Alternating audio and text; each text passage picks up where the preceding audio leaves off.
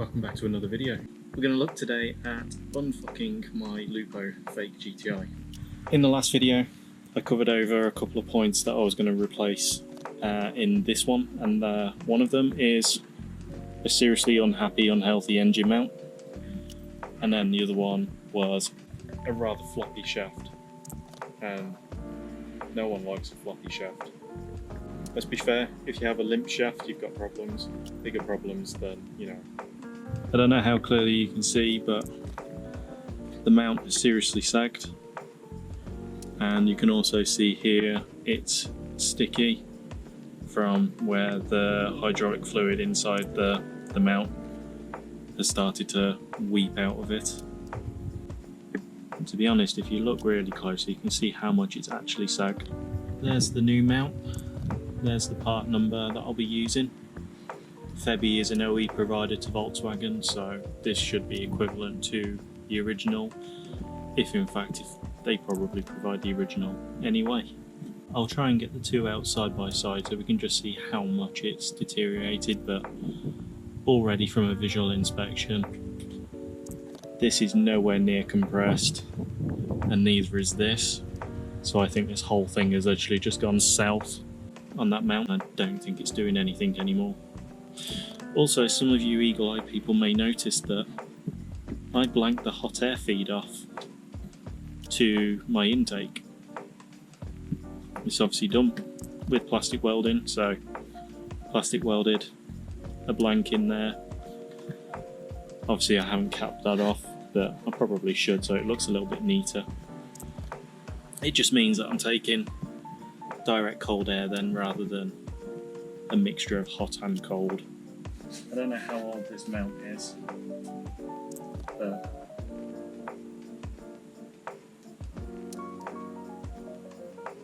it's definitely loose because the insert in the middle is moving and all the rubber is cracked all the way around the bottom.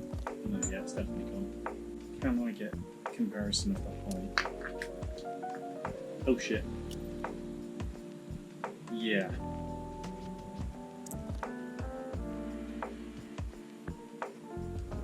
That's quite a big difference. So that might have been the root cause of my knocking. As you can see, it's quite literally blowing out of its arse. That's all the fluid. Basically not doing anything anymore. There is an age-old trick you can do with oil-filled engine mounts, or any engine mounts actually, and that is to drain the fluid out of them and fill it with Tiger Seal, and basically that turns it into a polyurethane engine mount. Obviously this is a daily, I'm not doing that. Okay, so don't tighten your engine mount all the way down. Put your 3 bolts in, finger it down to the point where it's about to tighten down. Raise the engine up, put your top bracket plate on this piece, and then when you start to put your 3 bolts in for your 4 bolts, put the middle one in, and then whichever one you get in next, you're going to have to align the bracket then on the 3 bolts on the mount at the bottom. Turns out this is a bit more technical than I was expecting it to be. I thought it was just going to be bolts and bolts off. Not you're going to do some sort of I would have thought. A few weeks has passed since I've done the engine mount, and I've recently discovered the gearbox side engine mount has also took a shit now, so that's on order. Should be here in a couple of days. I don't know how much time has lapsed between, because more of the, I think this is paint, has baked off in the sunshine. That is actually, well, it's not sunshine, it was sunshine. It's now like nearly 7 o'clock in the evening, and today's one of those really hot days where you just don't want to start doing any car work outside. But driving the car around, the gear stick is starting to get more and more awkward to select gears. So I'm going to take this time to finally get the car up in the air and fix it. I hope. I really hope, because if the bottom of the gear selector is broken, then I'm still in shit creek, because you can't buy that part. In fact, you can't even buy the Gearstick, it's all discontinued. As I mentioned before, I could very well be buying a short shifter. Completely unnecessary, not needed, but hey, needs must. Let's start by getting this beast up in the air and see what we're dealing with.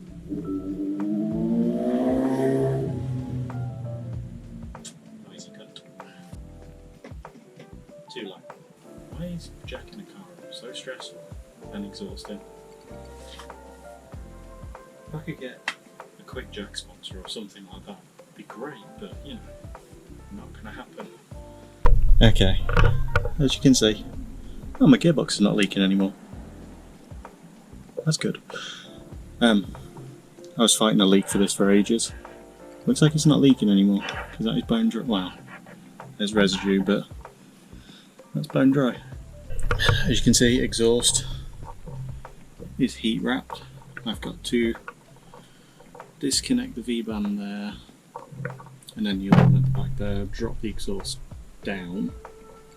Once it's down, I can get to the heat shield, and yeah, start by getting that lambda sensor out.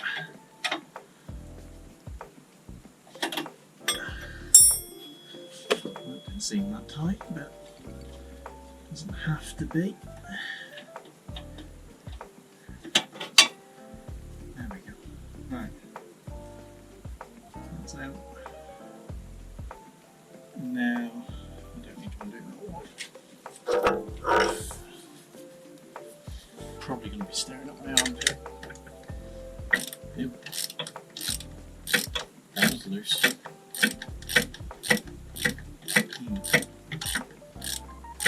That's a small concern. Yeah. That's definitely off enough. Okay.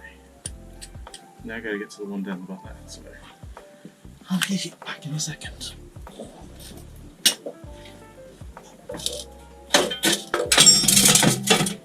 Woo. The bazooka is off. And the next thing that needs to come off now is the heat shield. The heat shield out of the way, I can then get access to the gear selector back there, drop the 4 bolts out, and it will hopefully drop to the floor. Hopefully. There's a little trick to taking these metal discs off, and that is verifying those pliers, stick it into it and twist, basically. It should just come out there. Should. Still should. There we go. And there you go. It's out. Repeat that 3 more times. And you have access to the 4 bolts.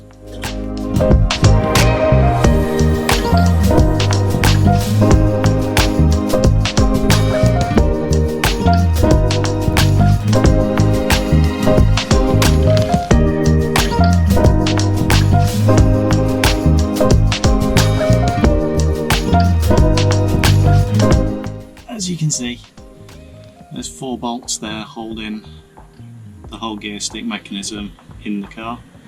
This is where the job becomes either quite nice or the biggest pain in my arse going. I'm hoping for the latter, it'd be nice job, but I'm already prepared for the worst, that I need a short shifter, but we'll see. Let's get it out and see what happens. I have forgotten something before even getting to this stage, but let's just carry on. Pretend it didn't happen.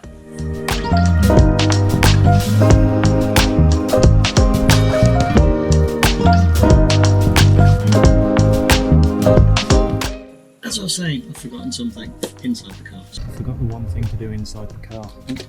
Yeah. I mean, the whole thing out. Jesus, just need the cable. I need to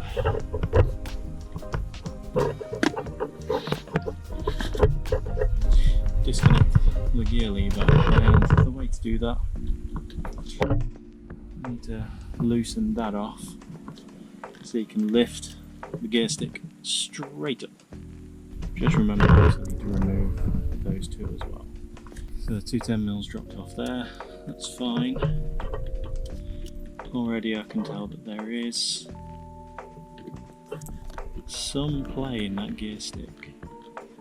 This is what I was having problems with trying to get it into first gear. It's hitting. There's just not enough guide there.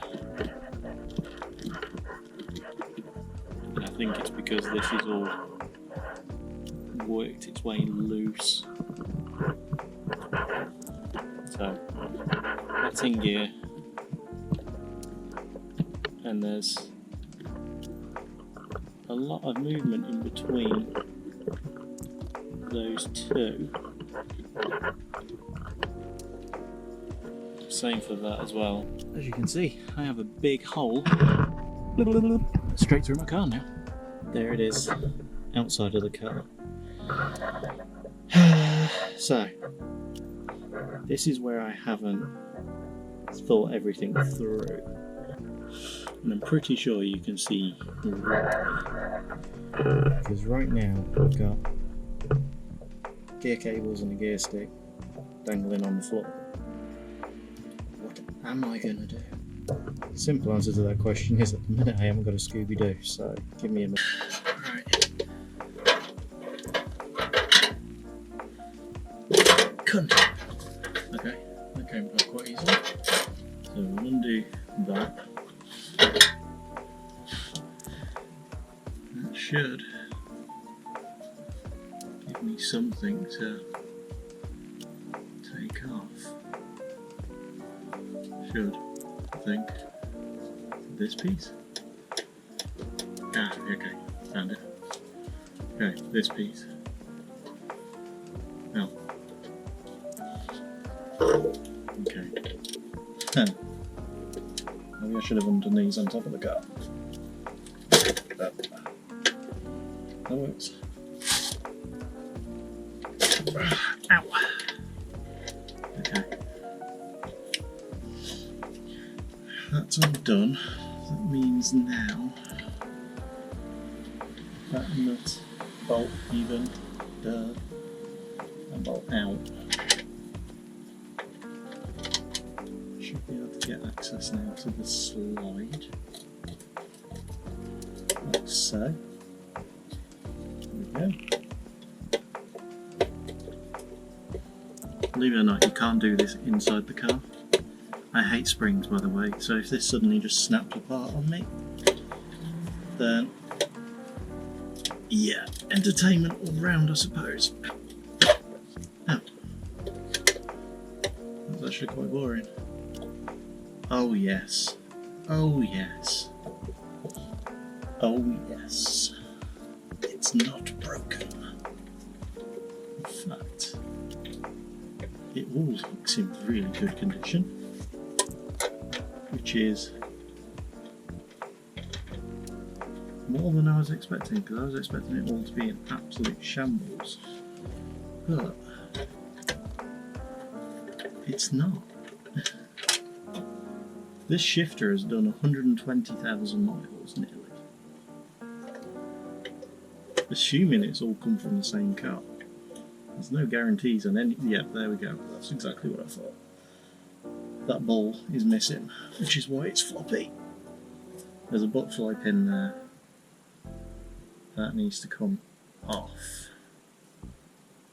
to get that out. These are, I hate these as well. I'm going to have to go get my mini pliers again. Losing this pin will make my afternoon very unhappy.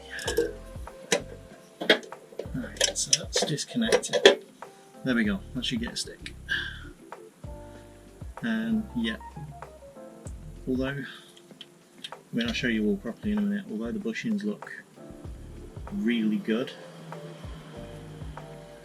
it's quite obvious that they're worn. And like I said, the ball's missing on the end of that, so it's somewhere inside there. Right, let's get the next piece off. So how do I disconnect that? So this is everything out of the car. Now, there's that bit I was telling you earlier that was giving me all the play on the side to side. It's supposed to be a ball which goes over the end of there. When it's missing that ball, it slops around and you can easily misshift on your gears. Pivot bushing for this looks fine. It's actually fair. Well, I suppose there's a little bit of slop in there actually. That'll get addressed. The bumper on the bottom there, that's fine, but I'll probably change that anyway. All the other bushings just look worn. They don't look KO'd, they just look worn. But I'm going to replace them all anyway. The only piece I can't replace is this, because this piece doesn't exist anymore. Well, I'll be honest, none of them exist anymore.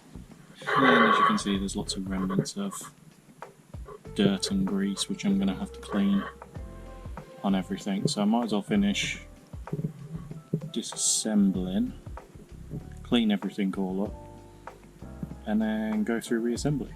I gave everything all a good clean, as you can see. It's gone from looking like that, all nice and clean. Including that piece came out quite nice as well actually. These are all the new ones. Some are Volkswagen, as you can tell. Some of them aren't. Obviously the ones that aren't, you can't source from anywhere else. I think a couple of these in here I've just shoved in. That one is Volkswagen. That one is Volkswagen there. That one isn't. These two are both Volkswagen. Yeah. And then that one's Volkswagen as well. So, where does it all go? So, let's start with the main piece, I suppose, which is the Gearstick bumper. Goes all the way to the bottom. And then this goes on over the top, and that just cushions your reverse inhibitor.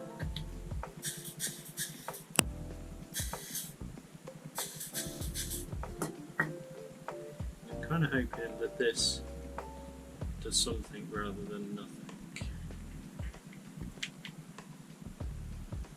And then this piece slides over the top, pushes on, spring over the top of that, this piece over the top of that.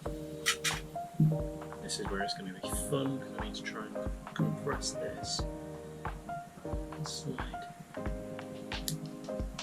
out that in. There we go. How's that feel? I can't remember which way that goes, but I'm sure I'll figure it out in a second.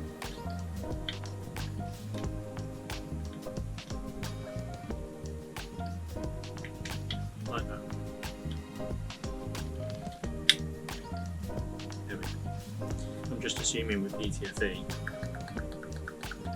this will stay somewhat manoeuvrable for quite a long time. Let's do this piece next. Just do this. Yes. Answers that question.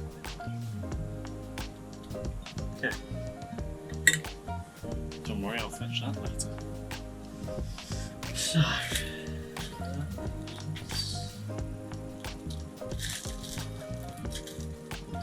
this piece there.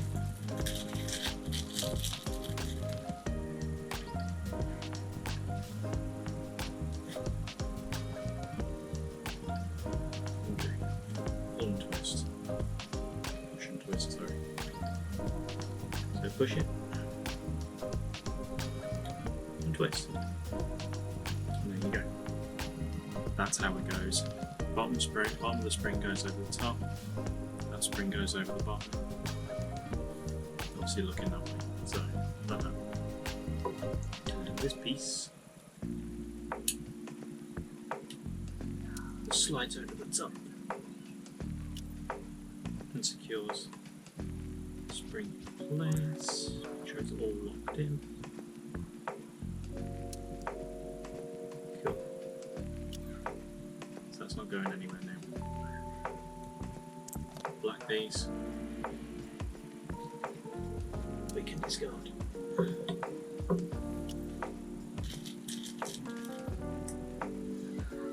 Piece goes there. And that's that.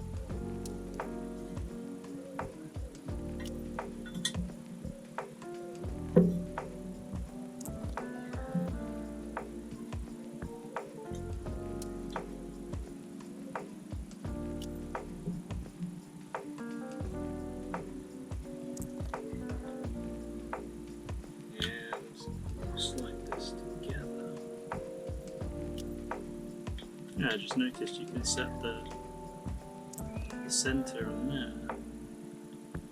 Interesting, never noticed that before. Put this back. There we go.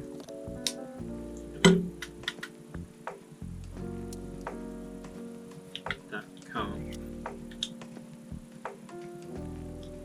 Yeah, there you go. So that's your reverse lockout. Button there.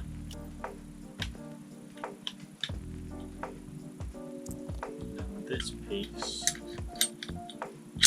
is your ball guide at the bottom, which is where your slack is. So that one will do now. No, it doesn't. Ignore me. It does not go in the bottom. It goes in the top. Push it in. Down, and it locks out on both sides.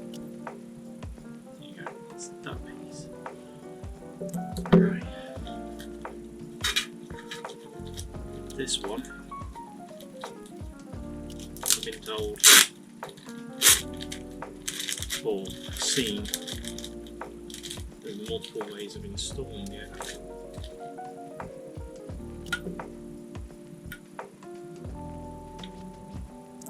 See, does not look like it's going to go on particularly easily. I don't want to destroy it.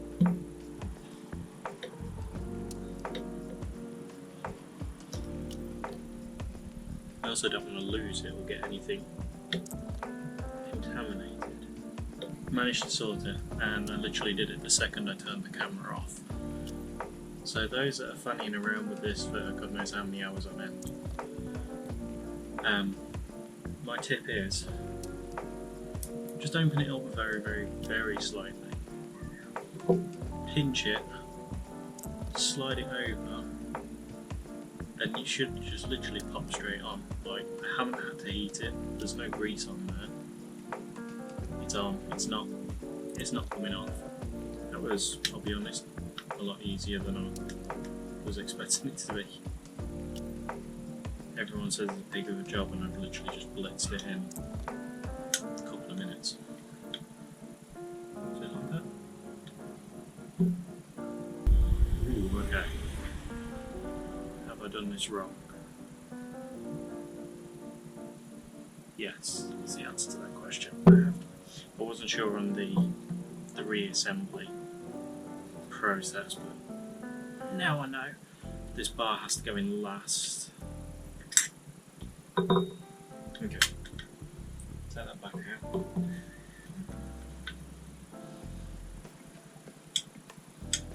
Oh yeah, that's better. Okay, let's go with that. That does actually. Yeah, that feels better.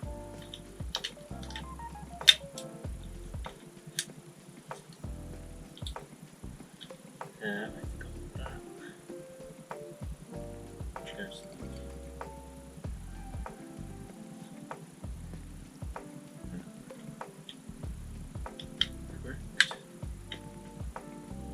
Cool. Now I can put the slide back in.